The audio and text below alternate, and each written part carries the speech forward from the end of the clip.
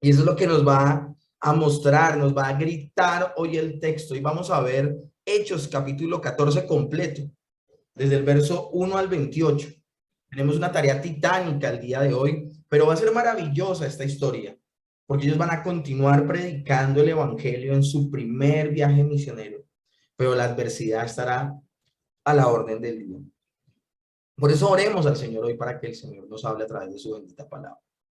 Amado Señor, te damos muchas gracias el día de hoy por permitirnos estar reunidos, por despertar el corazón de la iglesia, Señor, local, y por ser tú, Señor, quien nos congrega en torno a tu bendita palabra. Es tu Espíritu Santo el que despierta nuestros corazones y nuestro deseo de buscar de ti. Hoy pongo delante de ti este tiempo, pongo delante de ti a cada una de las personas que se está conectando y que está prestando atención. Como también, Señor, pongo delante de ti la vida del maestro. Te pido por favor, Señor, que sea fiel a la escritura y a lo que tenga que decirnos el día de hoy, tu bendito espíritu desde las escrituras. Te damos muchas gracias por este tiempo, te adoramos y te bendecimos en el nombre de Jesús. Amén y amén. Mis hermanos, seguimos con el tema de la predicación fiel del evangelio y el día de hoy vamos a ver Hechos capítulo 14, desde el verso 1 hasta el 28, mis hermanos.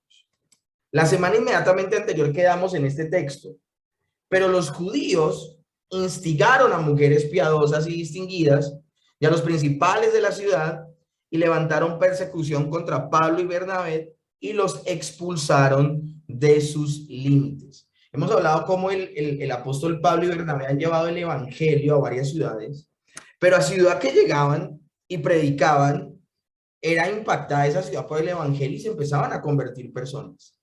Pero tristemente se levantaban al interior de esas sinagogas, se levantaban los judíos, ni siquiera los extranjeros, los judíos que celosos de su religión y no entendiendo lo que estaba haciendo el Señor allí, empezaban a crear oposición y finalmente tenían que marcharse Bernabé y Pablo guardando sus vidas, porque es que la persecución que se levantó contra ellos era una persecución donde amenazaban sus vidas.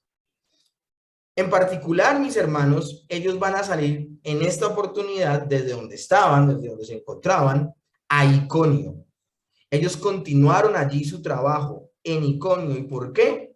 Porque pues lastimosamente de donde estaban lo sacaron corriendo. Ahora, en Iconio, mis hermanos, continuarán haciendo el trabajo. Muchas veces, mis hermanos, el rechazo y la oposición vienen a causa de predicar el evangelio. Lo hablábamos la semana inmediatamente anterior. Y a veces vendrá la tentación de querer renunciar. En el caso de ellos, por predicar el evangelio. Pero de pronto el caso tuyo es que eres la única persona en tu familia que es cristiana. O sencillamente desde que te volviste creyente, desde que te volviste cristiana, has visto que se ha levantado la adversidad y la lectura que le has dado no es la correcta. Y el creyente debe entender que si Dios permite la adversidad en nuestra vida, es porque a través de esa adversidad uno va a moldear el carácter de Cristo en nuestras vidas y Dios nos está llevando a depender de Él para que le clamemos en oración por su ayuda. Entonces habrá momentos donde las personas en su vida cristiana querrán renunciar, pero mis hermanos debemos seguir el ejemplo del apóstol Pablo y de Bernabé, que en este caso en particular no se amilanaron y respondieron con determinación. En su caso en particular, continuaron la obra evangelística, continuaron llevando la predicación y la salvación a cada rincón de la tierra. En nuestro caso, mis hermanos, cuando se levante la adversidad, cuando se levante la oposición y los momentos difíciles, esto antes que desmotivarnos nos debería llevar a aferrarnos más al Señor. Por eso orábamos como orábamos al principio de este sermón. Comenzamos de esta manera el capítulo 14 el día de hoy. Aconteció en Iconio, que es la ciudad donde ellos se fueron, aconteció que en Iconio, que entrando juntos en la sinagoga de los judíos, hablaron de tal manera que creyó una gran multitud de judíos y asimismo de griegos. Mis hermanos, hay que mencionar que en Iconio precisamente habían esas características en la sinagoga. Para Pablo y Bernabé se convirtió en un hábito, una estrategia recurrente en ellos, era que llegaban a una ciudad donde nunca se había predicado el evangelio, pues tenemos que tener en cuenta esto. En Iconio nunca se había predicado el evangelio. Ellos llegaban a una ciudad donde era un terreno virgen, podríamos decir, un terreno donde no se había predicado el evangelio. Y ellos lo que hacían en primera instancia era ir a esa ciudad, a la sinagoga de esa ciudad. Ya hemos hablado que para formar una sinagoga en una ciudad gentil había que tener mínimo 10 o 12 judíos o prosélitos que practicaran el judaísmo para formar una sinagoga. Entonces, ellos lo que hacían en primera instancia era ir a la sinagoga y desde allí predicar. ¿Por qué razón, mis hermanos? Porque en la sinagoga se estudiaba la ley y los profetas. Y en la ley y los profetas se señalaban a Cristo. Todo esto lo hemos visto la semana inmediatamente anterior. Entonces ellos van allí porque tendrían el suministro de las escrituras para poderles decir, el tiempo que esperábamos ha llegado y la persona que aguardábamos ya vino, es nuestro Señor Jesucristo.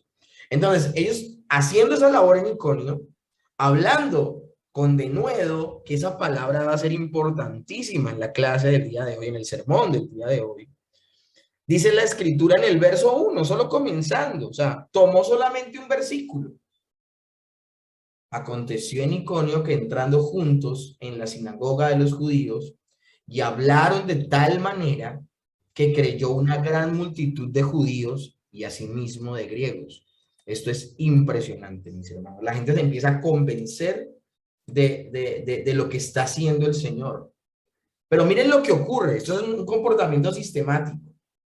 Mas los judíos no creían que no creían, excitaron y corrompieron los ánimos de los gentiles contra los hermanos. Por tanto, se detuvieron allí mucho tiempo, hablando con denuedo, confiados en el Señor, el cual daba testimonio a la palabra de su gracia, concediendo que se hiciesen por la mano de ellos señales y prodigios. Y la gente de la ciudad estaba dividida. Unos estaban con los judíos y otros con los apóstoles. Pero cuando los judíos y los gentiles, juntamente con sus gobernantes, se lanzaron a afrentarlos y a apedrearlos, habiendo sabido, huyeron a Listra y a Derbe, ciudades de Licaonia, y a toda la región circunvecina, y allí predicaron el evangelio. Entonces, mis hermanos, en Iconio vuelve y se levanta la persecución. La misma persecución que se había levantado en Antioquía de Pisidia y por la cual tuvieron que salir huyendo a Iconio.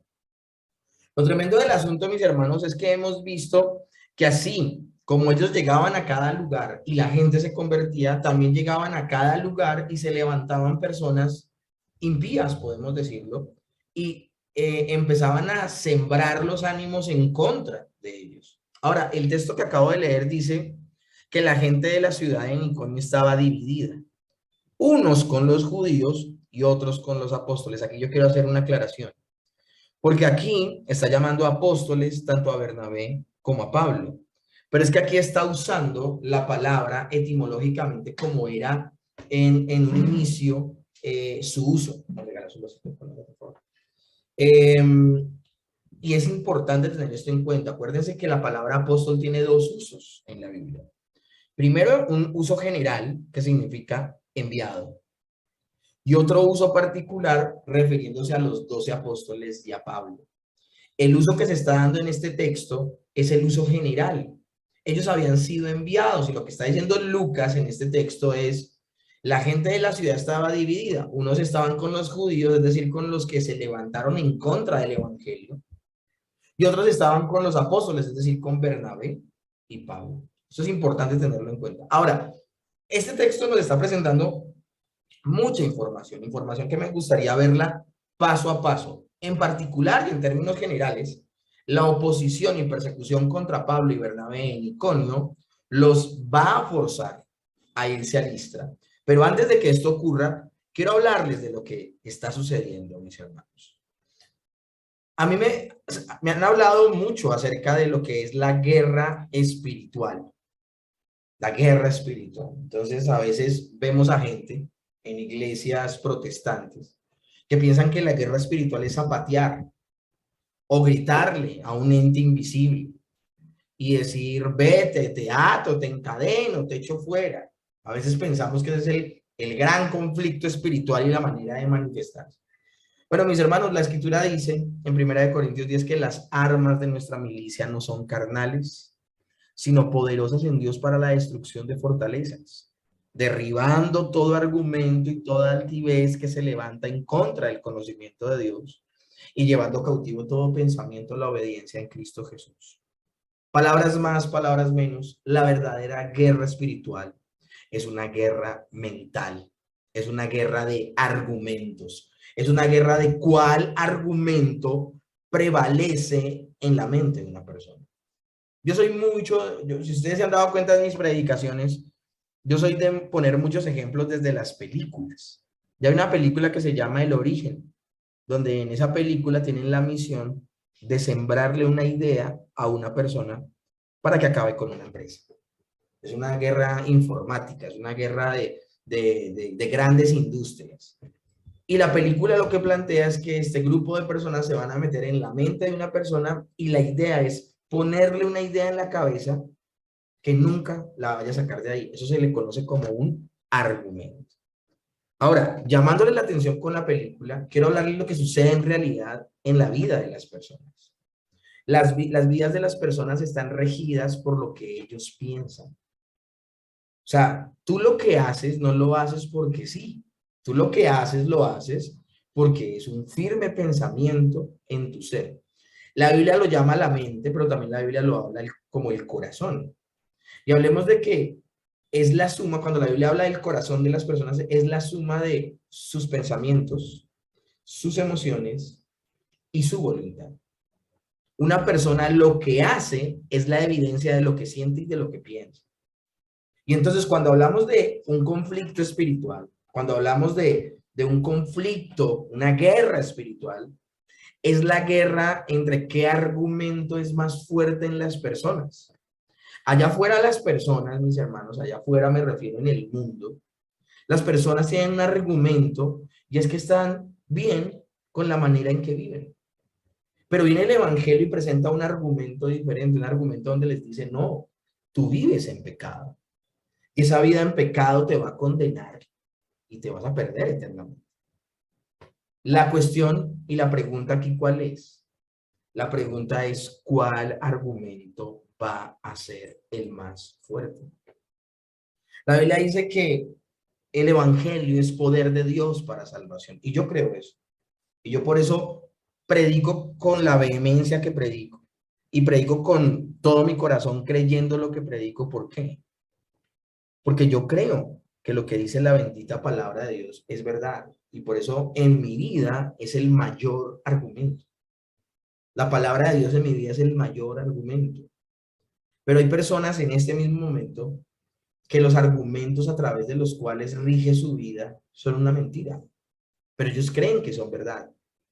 Entonces, teniendo todo esto en cuenta, mis hermanos, ese es el conflicto que hay. Vuelvo y les cito 1 Corintios 10 a ver si en este momento ya lo entienden un poco mejor.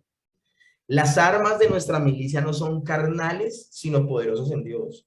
Yo no echo de las personas a Satanás zapateando, ni gritando, ni moviendo las manos, ni hablando cosas extrañas. Yo no echo fuera de las vidas a Satanás por decirte reprendo, te ato y te encadeno. Así no funciona, mis hermanos. La única forma en que Satanás se puede ir de las personas y que los argumentos mentirosos caigan de la vida de las personas es presentando la verdad de la bendita palabra, y que al presentar la verdad de la bendita palabra también Dios le dé luz a estas personas a través de su Espíritu Santo.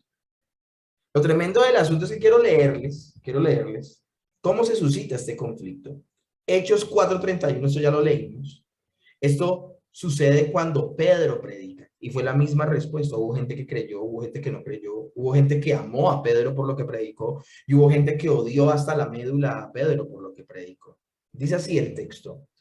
Cuando hubieron orado, el lugar en que estaban congregados tembló y todos fueron llenos del Espíritu Santo y hablaban con denuedo la palabra de Dios. Mis hermanos, una persona es llena del Espíritu Santo solamente para una cosa, y es para vivir para la gloria de Dios y predicar el evangelio. Ahora, lo tremendo del asunto dice que por la presencia del Espíritu Santo ellos predicaban con denuedo.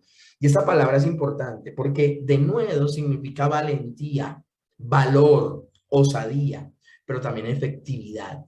Todo eso tiene que ver con la palabra de Dios. Entonces, cuando dice que ellos predicaban con denuedo la palabra de Dios, es que eran valientes, es que eran osados, pero también eran muy asertivos a la hora de predicar y de presentar el evangelio. Ahora, la predicación del evangelio levantó persecución. Por esa razón ellos están encerrados, orándole a Dios que envíe su Espíritu Santo en el aposento alto, porque a ellos los están persiguiendo. Y antecitos de que viniera el Espíritu Santo, miren cómo ellos habían orado.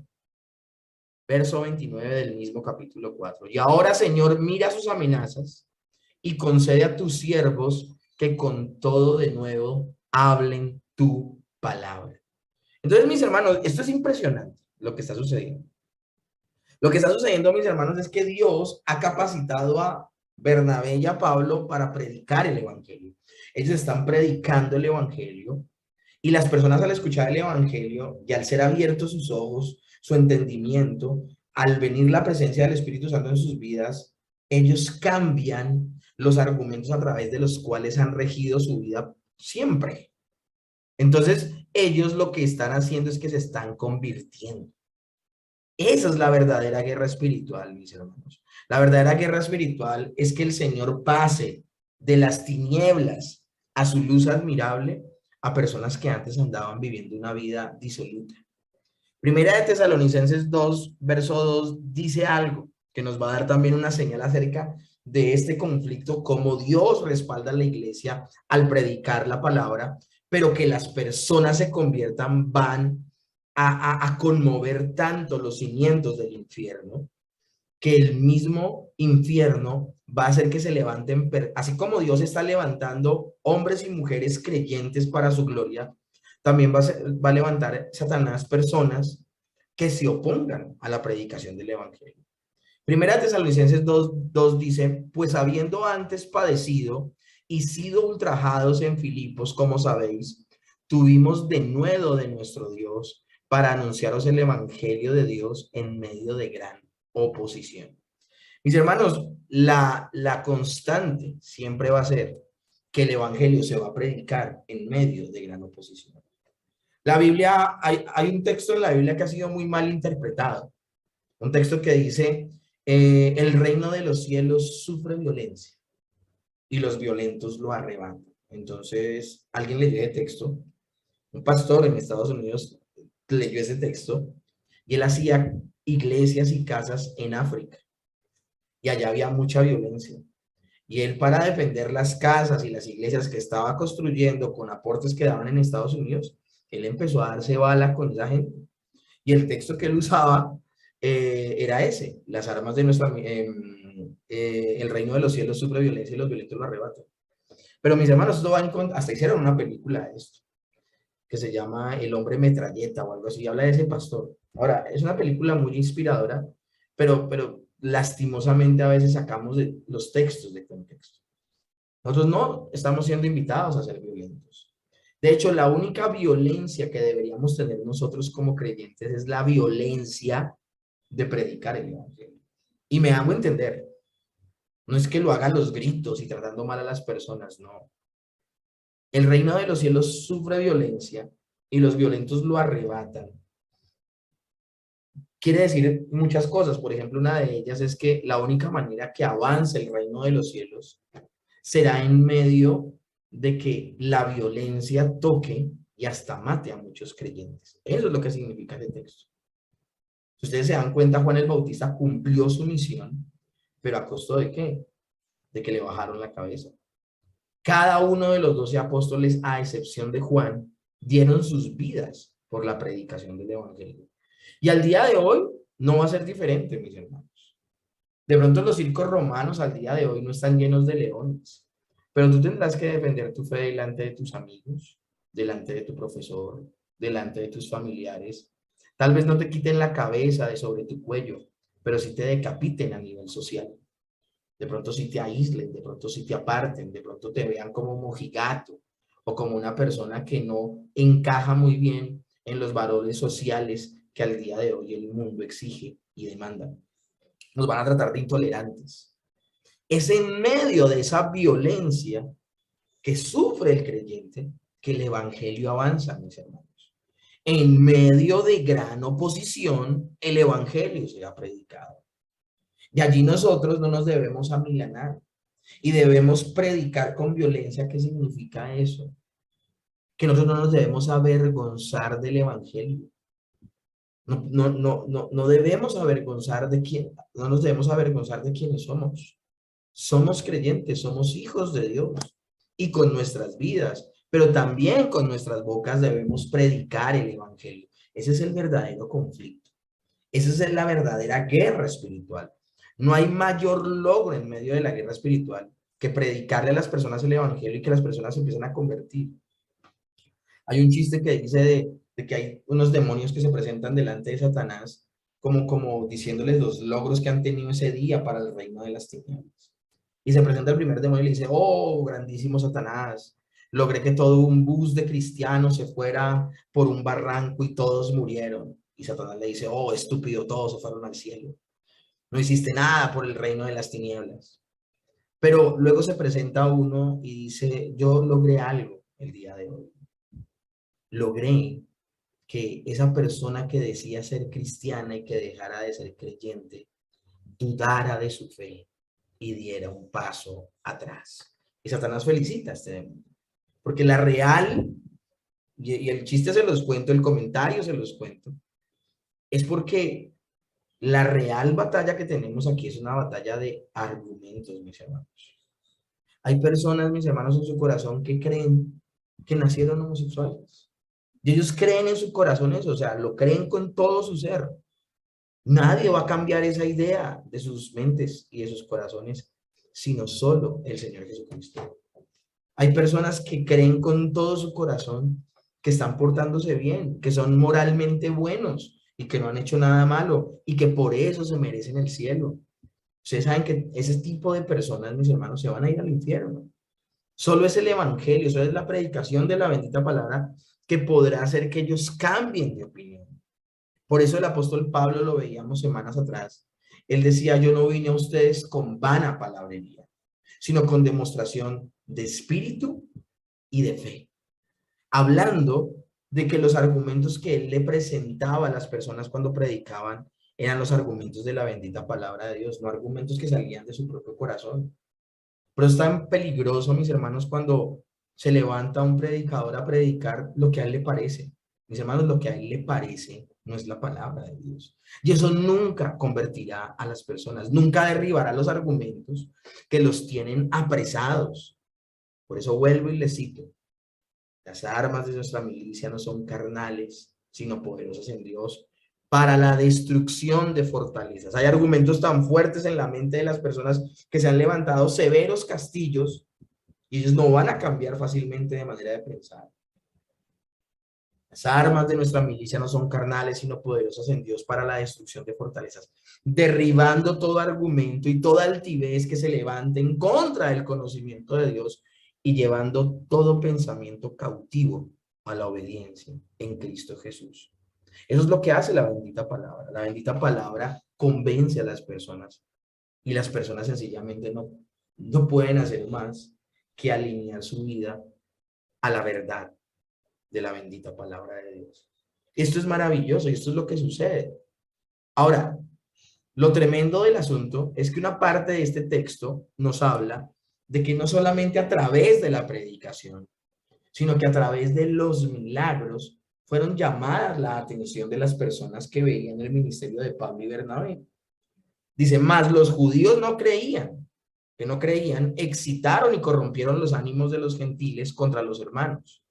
Por tanto, se detuvieron allí mucho tiempo. A mí me encanta la actitud de Bernabé y de Pablo. Los empiezan a perseguir y se quedan más tiempo. Tal vez no han atentado contra sus vidas todavía, sencillamente le estaban haciendo la vida difícil, los estaban haciendo sentir incómodos, pero ellos se quedaron y siguieron predicando el evangelio. Y mientras predicaban el evangelio, allí por mucho tiempo, con gran denuedo, confiando en el Señor, el testimonio de que ellos estaban predicando la verdad era que se concedía que por las manos de Bernabé y de Pablo se hiciesen señales y prodigios, es decir, milagros. Ahora, ¿cuál es el propósito de los milagros? ¿El propósito de los milagros es darle fe a las personas? No. El propósito de los milagros siempre ha sido mostrar como una señal de que lo que hablan las personas que vienen de parte de Dios es cierto. Entonces, el milagro no es un fin en sí mismo, sino que el milagro es una señal que apunta a algo más importante, que es la misma palabra de Dios, porque la palabra de Dios te conduce a Cristo. Entonces, nunca veamos los milagros como el fin. El milagro es uno de los medios para llamar la atención de las personas. Pero hay gente que va a la iglesia o hay gente que hace ministerio viendo los milagros como un fin. De hecho, entre semana ponen una reunión de milagros donde obligan a la gente, casi que pescan con una carnada a las personas de que te voy a curar, te voy a sanar, te voy a arreglar el matrimonio, para que la gente venga a la iglesia. Y así no funciona, mis hermanos. Hay personas que, yo por ejemplo, en particular, yo no he recibido un milagro de que estuviese enfermo y me haya sanado, pero no por eso no dejé de creer. Ahora conozco personas y conocí el caso de una persona que se sanó literalmente de un SIDA terminal y luego de ser sano se fue de la iglesia. Yo no sé de dónde estará, no sé de su vida. Lo que sé que fue que se fue sano. Entonces, mis hermanos, acá no se trata de ver los milagros como un fin en sí mismo, es una señal, es un medio. El Señor confirmaba la palabra de ellos a través de señales y de prodigios. El mismo Señor Jesús sanó a muchas personas y muchas de las personas sanas se fueron de su lado y nunca fueron sus discípulos. Entonces debemos tener eso en cuenta. Pero el pasaje sigue diciendo, y la gente de la ciudad estaba dividida. Unos estaban con los judíos, los otros con los apóstoles. Pero cuando los judíos y los gentiles, juntamente con sus gobernantes, se lanzaron a afrentarlos y a apedrearlos, ahí ya pasa de una situación incómoda a atentar contra sus vidas. Habiéndolo sabido, huyeron de Listra y de Derbe, ciudades de Licaón, perdón, huyeron a Listra y a Derbe, ciudades de Licaonia, y a toda la región circunvecina, y allí predicaron el evangelio. Entonces, mis hermanos, cada vez que había persecución, el Señor retornaba esa situación difícil, esa adversidad, en algo positivo, porque las iglesias que se establecieron durante el primer viaje misionario de Pablo y Bernabé fueron la oposición lo que dio la oportunidad de que ellos se siguieran yendo a otros lugares y siguieran estableciendo. Ahora, me voy a adelantar un poco a la predicación. Al Carbón sucederá lo mismo en Listra y al Carbón sucederá lo mismo en Derbe. Ellos llegarán a la sinagoga, predicarán el evangelio, gente se convertirá, se levantará oposición y lo sacarán corriendo porque atentarán contra su vida. Siempre sucedió lo mismo. Ahora, lo que estamos viendo en la Biblia es que hay una gran oportunidad de predicar el evangelio, pero juntamente con la oportunidad de predicar el evangelio va a venir adversidad. Dice el verso 8, y cierto hombre de Listra estaba sentado, imposibilitado de los pies, cojo de nacimiento, jamás había andado.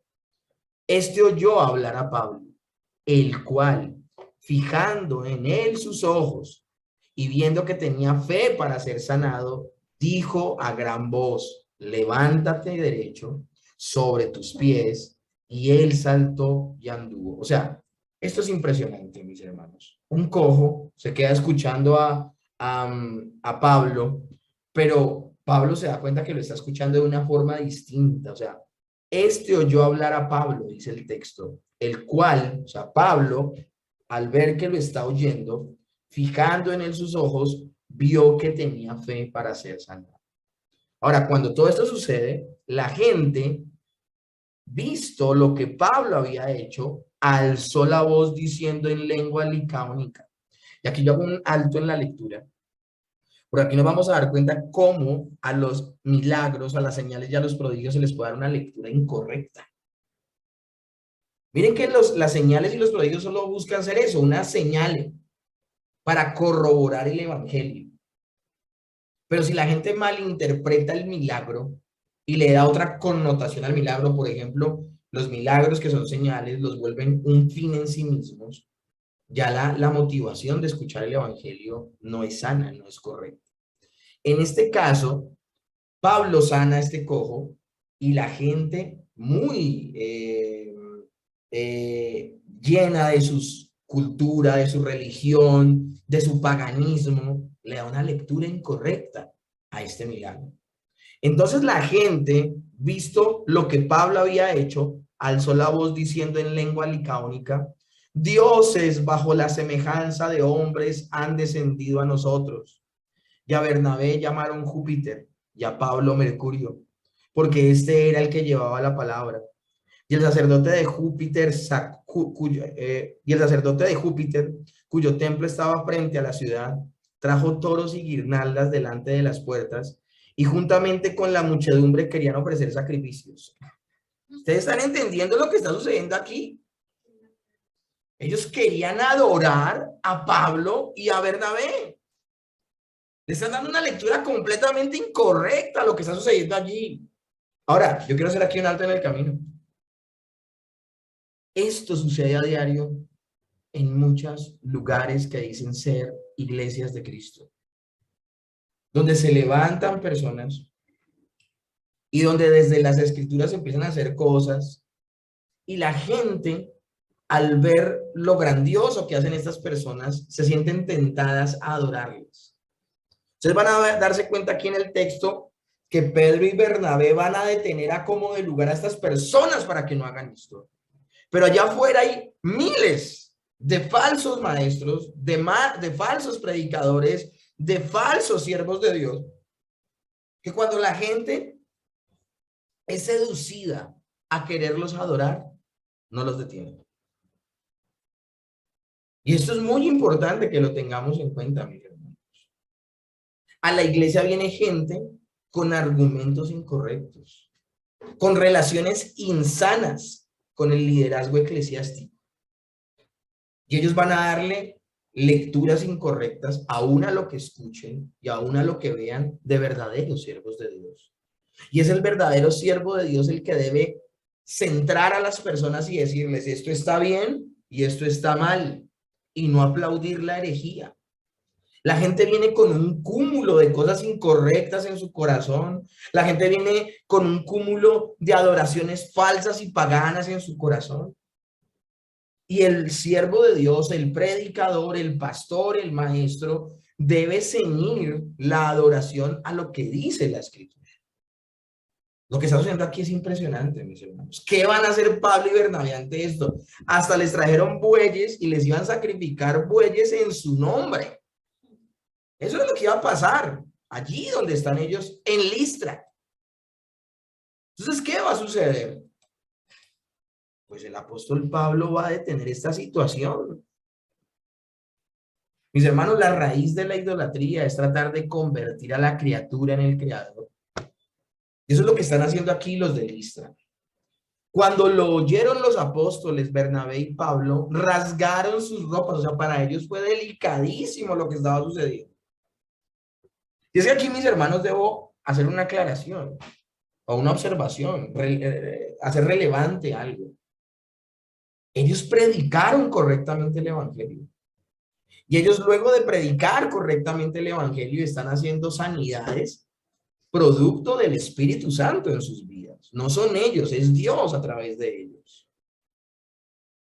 Y lastimosamente, a pesar de que han dado lo mejor, la lectura que se le ha dado es de lo peor.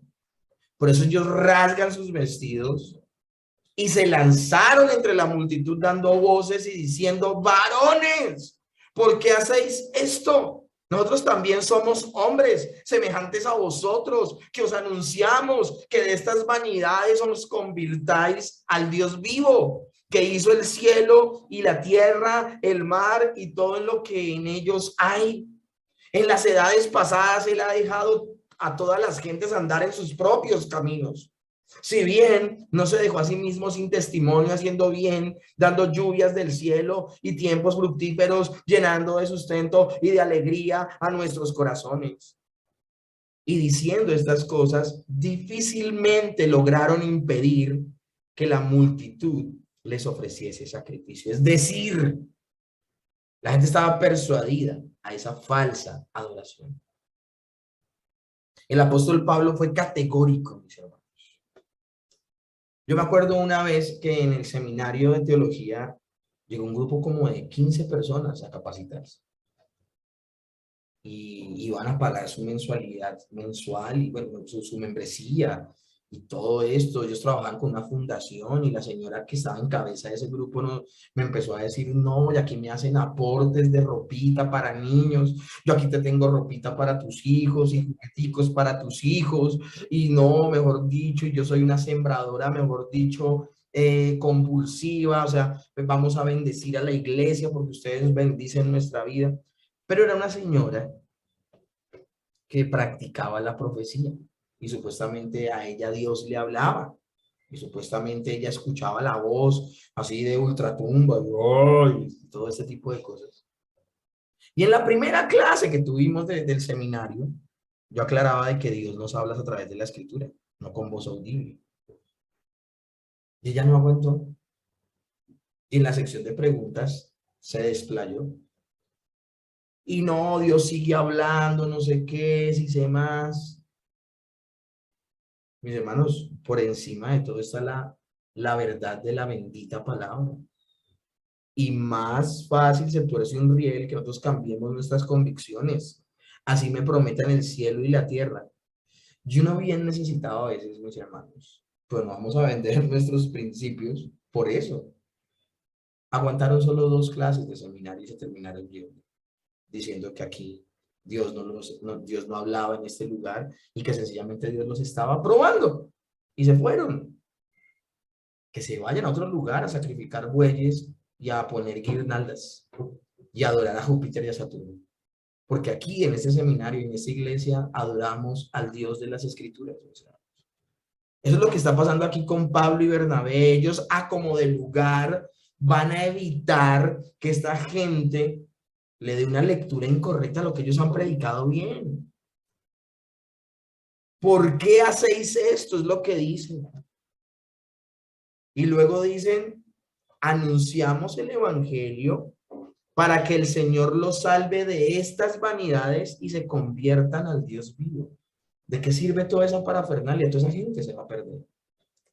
Ahora, ¿a costo de qué ellos dijeron esa verdad? A este costo. Entonces vinieron unos judíos de Antioquía y de Iconio que persuadieron a la multitud y habiendo apedreado a Pablo, le arrastraron fuera de la ciudad pensando que estaba muerto. O sea, qué fácil cambia el corazón humano. Primero querían ofrecerle bueyes y tratarlo como a Saturno, y ahora lo están apedreando y echándolo muerto de la ciudad o como muerto de la ciudad. Mis hermanos, del amor al odio solo hay un paso. Y así de efímera es la fama. Si le sucedió a nuestro Señor Jesucristo, que lo recibieron el domingo con palmas en las manos y el viernes de la misma semana lo estaban crucificando, en Iconio fueron perseguidos y echados fuera. Y en Listra, Pablo es apedreado y dado por muerto, mis hermanos. Eso fue lo que le costó a Pablo evitar que lo adoraran. Entonces el rechazo ha sido sistemático. Miren lo que dice Hechos 14, del 20 al 23. Pero rodeándole los discípulos, se levantó y entró en la ciudad y al día siguiente salió con Bernabé para Derbe. Aquí yo tengo que hacer una claridad. Hay personas que piensan que el apóstol Pablo verdaderamente después de ser apedreado se murió. Y que cuando dice el texto que lo rodearon los discípulos, de alguna manera, él resucitó y se puso en sus pies. Algunos dicen que eso fue lo que sucedió y por eso él puede decir en otro libro que él escribe de que él estuvo en el tercer cielo y que vio cosas que no le es autorizado decir que vio allá. Y la gente posiciona esa visión celestial que él tuvo fue en ese momento mientras murió. Pero mis hermanos, esto es hilar muy delgado, esto es especular, yo les digo esa posición que existe, pero nos vamos a quedar aquí con el hecho de que tal vez lo tomaron fue por muerto y los discípulos lo rodearon, se negaban a la idea de que él muriera y finalmente se dieron cuenta que estaba vivo. Ahora, entra en la ciudad y al día siguiente sale con Bernabé para Derbe. O sea, imagínense lo estropeado que está Pablo. Y después de anunciar el evangelio en aquella ciudad y hacer muchos discípulos, volvieron a Listra, a Iconio y a Antioquía. Esto es impresionante, mis hermanos. Y ya se los voy a explicar con el mapa. Confirmando los ánimos de los discípulos, exhortándoles a que permanecieran fieles en la fe, permaneciesen en la fe y diciéndoles, es necesario que a través de muchas tribulaciones entremos en el reino de Dios. Y constituyeron ancianos en cada ciudad que habiendo ayunado y orado, les encomendaron al Señor en quien habían creído. Al primer lugar en este viaje misionero donde ellos llegan es Antioquía de Pisidia, predican el evangelio y los persiguen. Luego en Iconio predican el evangelio, se convierten en personas y los persiguen. Luego en Listra predican el evangelio, algunos creen, la mayoría no cree, o sea, terrible lo que sucede allí. Lo apedrean y luego salen para Derbe y allí también predican el evangelio. Pero aquí sucede, mis hermanos, lo inconcebible. Lo inconcebible, mis hermanos, es esto, y me devuelvo. Lo inconcebible es, y después de anunciar el evangelio en aquella ciudad, es decir, en Derbe, y de hacer muchos discípulos, volvieron a Listra, donde acaban de apedrear a Pablo, mis hermanos. Volvieron a Iconio, donde los habían echado. Volvieron a Antioquía de Pisidia, donde los habían echado. Es decir, volvieron a recorrer sus pasos de vuelta con un solo propósito: confirmar los ánimos de los discípulos y exhortarles a que permanecieran en la fe, y diciéndoles, es necesario que a través de muchas tribulaciones entremos en el reino de Dios. Ese es el verdadero pastor, mis hermanos. El verdadero pastor no es el que no se amilana ante la oposición, ante la adversidad, y aun a costo de su propia vida, cuida a la grey, cuida a las ovejas. O sea, imagínense en el estado en el que estaba Pablo de apedreado. Y así todo fue a predicar a Derbe. Y luego se devuelve y hace el recorrido de venida que había hecho en su primer viaje misionero. ¿Sí? Y nosotros a veces nos quejamos por lo que pasa en nuestras vidas. Sigue el texto diciendo, y pasando luego por Pisidia, vinieron a Panfilia. Y habiendo predicado la palabra en Perge, descendieron a Atalía. De allí navegaron a Antioquía, desde donde habían sido encomendados a la gracia de Dios por la obra que habían cumplido. Y habiendo llegado y reunidos a la iglesia, refirieron cuán grandes cosas había hecho Dios con ellos y cómo había abierto la puerta de la fe a los gentiles, y se quedaban allí mucho tiempo con los discípulos. Miren lo que sucede. Así finaliza el primer viaje misionario del apóstol Pablo con Bernabé. Se van para Pisidia, Panfilia, Atalía, y de allí se devuelven a Antioquía, de donde era que habían ellos salido. Acuérdense que hay dos Antioquías: Antioquía de Pisidia y la otra Antioquía de donde ellos habían salido, y de la iglesia que ya había sido constituida en Antioquía, esa iglesia gentil de la que ya hemos hablado también en el libro de Hechos, donde por primera vez llaman a los creyentes cristianos. De allí es de donde enviaron. Por eso llaman apóstoles a Bernabé y a Pablo, porque los enviaron a este primer viaje misionero. Ellos regresan allí. De allí navegaron a Antioquía, desde donde habían sido encomendados a la gracia de Dios para la obra que habían cumplido. Y ahora miren el informe que ellos presentan. A veces a uno le pasan tantas cosas en la vida que uno llega y lo primero que dice, no, si usted hubiera sabido. O sea, si yo hubiese sido el que hubiera dado el informe, yo hubiese dicho, no, o sea, a donde llegaban nos rechazaban, nos perseguían, nos amenazaban, hasta en un lugar me apedrearon y casi que quedó moribundo y terrible. No, miren el informe de Pablo y Bernabé. Y habiendo llegado y reunido a la iglesia, refirieron cuán grandes cosas había hecho Dios con ellos y cómo había abierto Dios la puerta de la fe a los gentiles. Y se quedaron allí mucho tiempo con los discípulos. Así termina, mis hermanos, el capítulo de hoy, dando un informe maravilloso, un informe espléndido a la iglesia que los había enviado a Antioquía de Siria. Ellos lo que están diciendo es, el viaje fue todo un éxito. Porque pasa un segundo plano que los persigan, porque pasa un segundo plano que los martiricen, porque pasa un segundo plano que hasta que pretendan matarlos. ¿Y por qué pasa todo esto en segundo plano? Porque en cada lugar a donde fueron el evangelio fue predicado y en cada lugar hubo creyentes. Sí, hubo gente que los rechazó, hubo mucha gente que los persiguió, pero en todo lugar hubo creyentes, mis hermanos. ¿Por qué se devolvieron entonces a cada uno de estos lugares a confirmar? Porque quiere decir que en cada lugar había creyentes. Hay gente que escucha esto de la predestinación y que el Señor eligió personas para salvación y se ponen todas tristes y dicen, entonces yo para qué predico, pues si ya Dios eligió. ¿Para qué predico? A mí no me compete saber quiénes han sido elegidos o quiénes no han sido elegidos.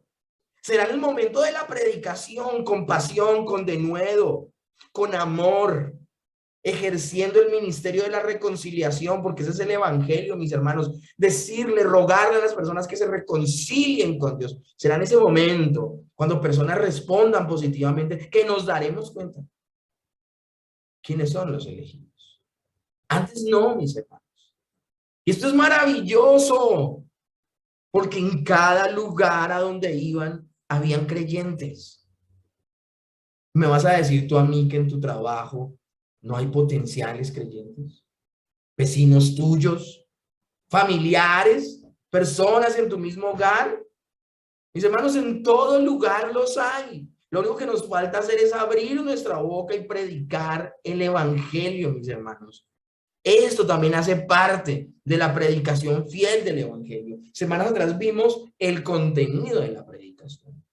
Cómo Pablo predicaba de que Jesús había sido prometido, de su vida impecable, de su muerte en la cruz, de su resurrección, y de cómo todo esto había sido planeado por Dios para salvarnos. Él es nuestro sustituto, Él es nuestro mediador.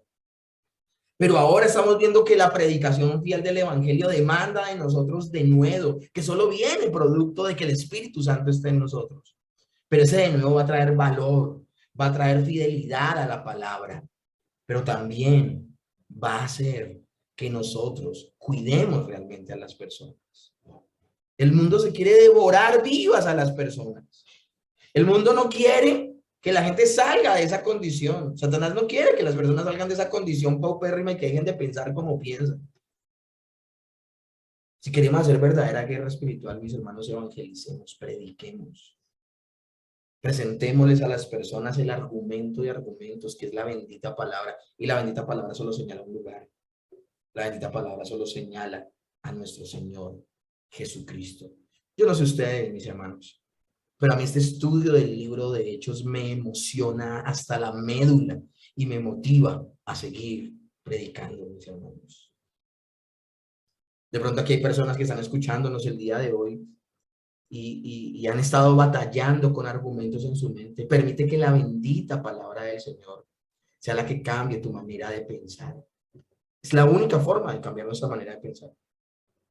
Es la única forma de renovar nuestro entendimiento, llenándonos de la bendita palabra de Dios. Olvídate que tu forma de pensar va a cambiar si sigues alimentando tu mente y tu corazón solo con cosas que proporciona el mundo y nunca te acercas a la palabra. Es la palabra de Dios, es la escritura.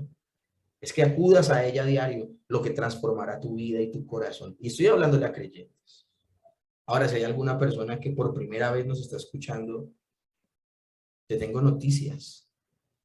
Tú y yo nos merecíamos el infierno, la condenación. Estábamos bajo la ira de Dios. Pero el Señor Jesucristo vino a salvar lo que se había perdido. Y si tú depositas tu confianza en Él y crees que Él es tu sustituto y que Él vivió los rigores de la ira de Dios y pasó como pecador siendo inocente y puede ser tu sustituto, tú crees en eso y lo abrazas como tu Salvador, estarás reconciliándote con el Señor. Y será maravilloso lo que sucederá en adelante, porque como lo orábamos el día de hoy, la obra que Dios ha comenzado, la completará, la perfeccionará.